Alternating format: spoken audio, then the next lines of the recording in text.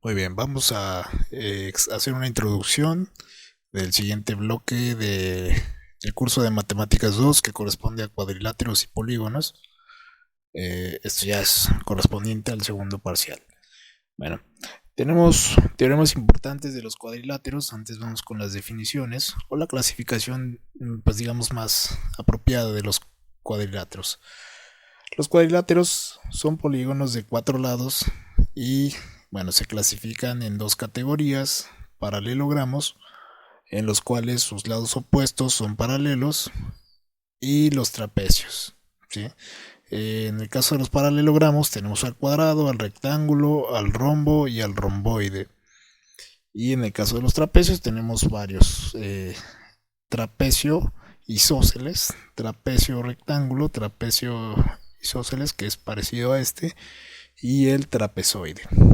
Tienen teoremas similares en algunos, pero difieren en algunas cosas los paralelogramos y los trapecios, sobre todo en sus ángulos internos, ¿sí? Y bueno, tenemos un concepto importante que es la diagonal, que es un segmento de recta que une dos vértices no adyacentes. Eso quiere decir no consecutivos. Más adelante vamos a explicar esto de las diagonales, ¿sí? Y bueno, sigamos. Ahí tenemos un paralelogramo, ¿sí? Que es un rombo. Y el primer teorema importante es que la suma de los ángulos internos de un cuadrilátero es igual a 360. ¿Por qué? Porque si trazamos la diagonal, ¿sí? Acuérdate que es la recta que une dos vértices no consecutivos, ¿sí? Entonces, pues esta no es una diagonal, sería este con este. Y la de A obviamente no sería esta, sería esta. Es el concepto de diagonal. Vamos a explicar este teorema. ¿Por qué la suma de los ángulos internos de un cuadrilátero es igual a 360? Pues bueno, la diagonal divide al cuadrilátero en dos triángulos, ¿sí? Este triángulo y este triángulo. ¿Y cuál es la suma de los ángulos internos de un triángulo? O sea que este de acá, este de acá y este de acá suman 180. Y como tengo dos triángulos, eso quiere decir que este de acá y este de acá también suman 180. Y 180 y 180 son 360. Entonces la suma de los ángulos internos de un cuadrilátero es igual a 360.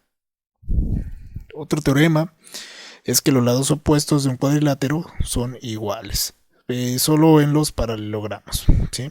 Entonces quiere decir que este lado AC es igual a este lado BD, y AB va a ser igual con CD. ¿Sí? Estas son propiedades de los paralelogramos. Bien, los ángulos opuestos de un cuadrilátero también son iguales. Eso quiere decir que el ángulo A es igual al ángulo D. Esto de opuestos, acuérdate que quiere decir el de enfrente. Este ángulo A va a ser igual al de enfrente, pues o sea, al ángulo D. Y el ángulo C va a ser igual al de enfrente, que es el ángulo B. A eso se refiere con opuestos. Y bueno, el teorema de las diagonales que se bisectan mutuamente.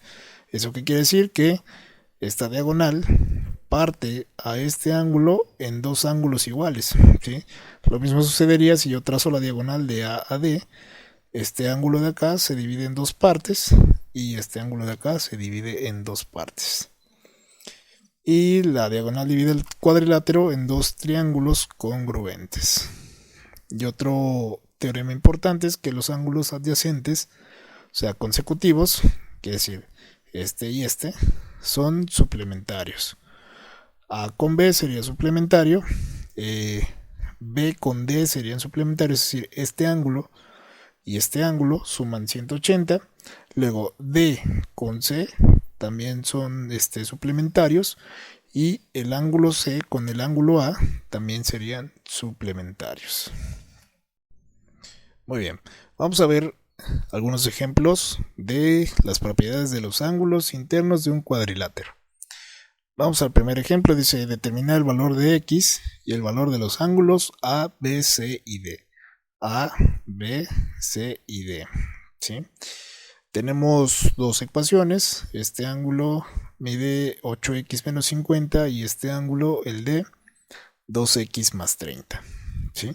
Se aplica el teorema de que los ángulos consecutivos son suplementarios. Eso quiere decir que el ángulo C y el ángulo D son suplementarios, o sea que suman 180.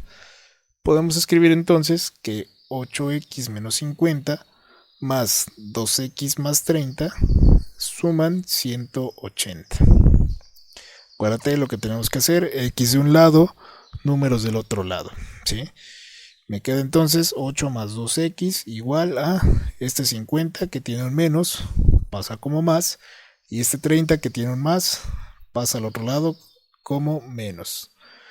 Al final, sumando términos semejantes, 8x más 2x son 10x, y 180 más 50 son 230, menos 30 son 200. Despejamos el valor de x. Aquí pues esta x, perdón, este 10 está multiplicando, va a pasar a dividir. Entonces x va a ser igual a 200 entre 10, que es igual a 20. ¿Sí? Entonces, ya una vez conociendo el valor de x, podemos calcular los ángulos. Eso lo vas a hacer tú por tu cuenta. Tienes que sustituir el valor de x en estas dos ecuaciones. ¿Sí? Vas a obtener un resultado en el valor de c igual a 110 y en el de d 70. Y ahora, por el teorema de que los ángulos opuestos son iguales, el ángulo B va a ser igual a 110 y el ángulo A, que es opuesto al D, también va a ser de 70 grados. Vamos con el otro ejemplo, que dice determinar el valor de X y el valor de Y. Vamos a aplicar el teorema de que los ángulos consecutivos son suplementarios. Eso quiere decir que el ángulo, el de 105, ¿sí?, y el ángulo Y van a sumar 180. Lo escribimos en forma de ecuación y eso quiere decir que 105 más Y es igual a 180. Entonces vamos a despejar a la Y. Si este 105 pasa para acá restando porque aquí hay un más implícito. Entonces Y va a ser igual a 180 menos 75. Y ese va a ser el valor de Y. Para encontrar X, recuerda que el teorema nos dice que los ángulos opuestos son iguales. Eso quiere decir que este ángulo y el ángulo Y van a ser iguales. Por eso aquí se igualan. 2x más 15 es igual a Y. Entonces 2x más 15 es igual a 75. Realizamos el despeje de X. Primero quitamos el 15, ¿sí? Pasa para acá restando. 75 menos 15, que eso es igual a 60, y de ahí quito el 2. El 2 multiplica, pasa a dividir al 60. Entonces X me quedaría 60 entre 2, que es igual a 30. Igual vas a sustituir estos dos datos acá. Te debe dar aquí un ángulo de 2 por X. 60 más 15 son 75. Y el de Y es 75, entonces se cumple la regla. Y el ángulo de acá va a ser igual a 105. ¿Por qué? Porque los ángulos opuestos son iguales.